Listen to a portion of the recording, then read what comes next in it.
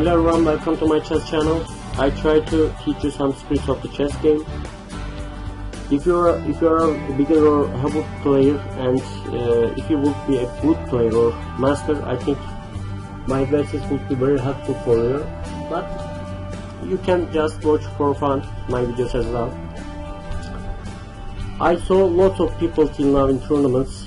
They are suffering really from openings because they don't have any idea how to learn openings. They just play automatically openings, and if you make a just different move they don't know, they lose immediately because they just learn the moves by heart automatically, have no idea what's going on the board.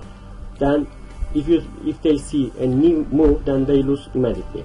That's why I just show you, I just teach you the core of the openings. Then I hope you won't lose in such a way. Okay, let me show you at first. Let me give you an example for Caro-Kann Defence.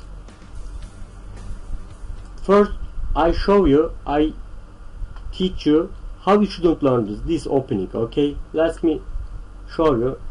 e4 c6, d4 d5, black attacks the white center, then knight c3, white protects the e4 pawn, e4, knight e4, then black attacks the white knight, knight escape and attacks the black bishop, then bishop goes g6, then white develops other knight, and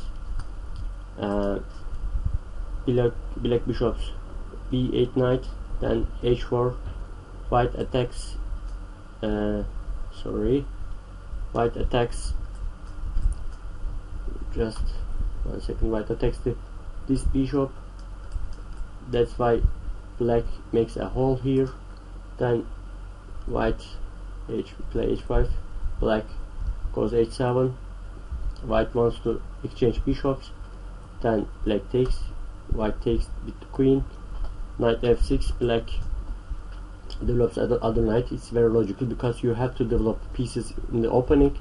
Then white develops the bishop d2 because whites want to castle long. Then black plays pawn to e6 to develop last bishop. Then white castle long, and black plays queen c7 to castle long. Then opening is almost over. Then okay, as you see, we played almost automatically and we have no idea what's going on. Okay, we have some idea. Okay, we have to develop pieces, and we should castle as soon as possible, but we don't have any idea deeply. Okay, we have to understand all of the moves really deeply. Okay, let me show you now how you should learn in a correct way. Let's start again. e4 c6. What's behind the logic of this c6 move? Let me explain shortly. We have another option, e6. We call this move like French defense. After d4 d5, black again attacks white center like Caro-Kann, but the difference is in the French defense we just really lack these c8 bishops. We can't develop the c8 bishops like so freely in the Caro-Kann defense. It's the disadvantage of French defense. Sometimes only for this bishop black could lose the game in the French defense. This is the biggest disadvantage of the French defense. But what's the advantage of the French defense? The advantage of the French defense, the black goal in the semi-open openings. In this structure, almost always black collapses white's central pawn structure, almost always with c5 move. In the French defense, after these moves, black plays with one tempo c5. Okay, but in Caro-Kann defense we place first c6 then c5. That means we lose a tempo in the Caro-Kann defense. Okay, this is the disadvantage of the Caro-Kann defense because we lose a tempo. But in French defense we play c5 move with one tempo, and we don't lose any tempo.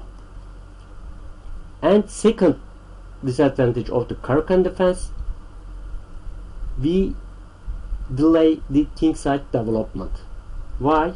As we see, after c6, d4, d5, knight c3, de, knight e4, as we see, we develop first queen bishops and we delay the development of the minor pieces on the king side. This is the second disadvantage of the Caro-Kann defense and c6 move. Okay, as I told you, I saw two disadvantages of the Caro-Kann defense and an advantage of the Caro-Kann defense. Advantage is that we develop this bishop freely. Okay, let's further.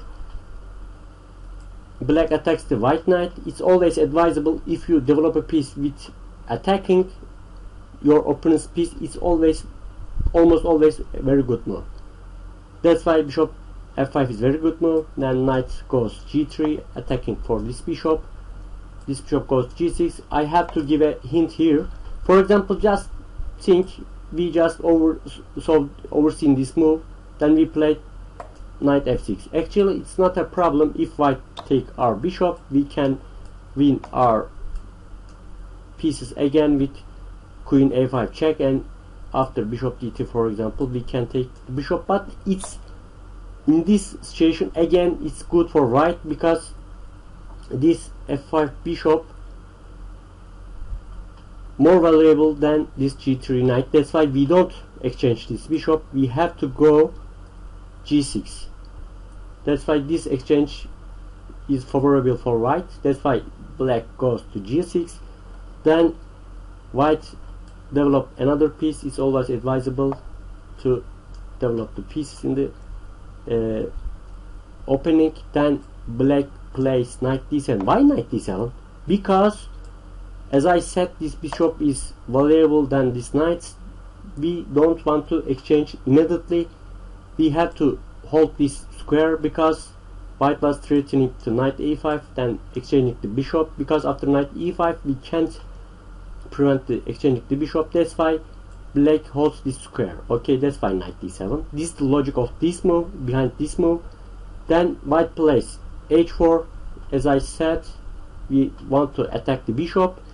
This move has two goals. First, we want to attack the bishop, and with this move we gain some space. It's always advisable to have more space. And second, very deeply strategical goal of this move, in future, after h5, this h4 square is very good square for this rook to maneuver to go c4 in future, because black will castle long and white will castle long. After castling, we will in future play c4 pawn, and we would have c4 and d4 pawns. We will push to d4 pawn d5. After exchanging these pawns on d5, we could play the rook to h4 and c4. You see, it's very deeply strategical goal. In future, we will transfer our rook from the h1 to c4. We prepare this maneuver in 7th move, and we do this with h4 h5 maneuver. Okay, you have to understand all of these very deep ideas to control your middle game.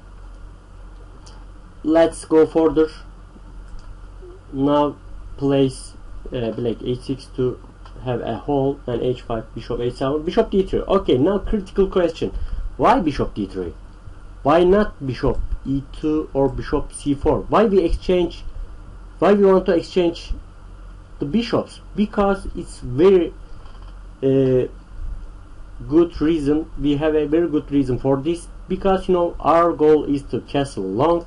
If we don't exchange this dangerous bishop, this bishop can really a big problem, really a big problem for us, because this bishop looking at our king very dangerous. Maybe in future black can push these pawns. Maybe queen can come to b6.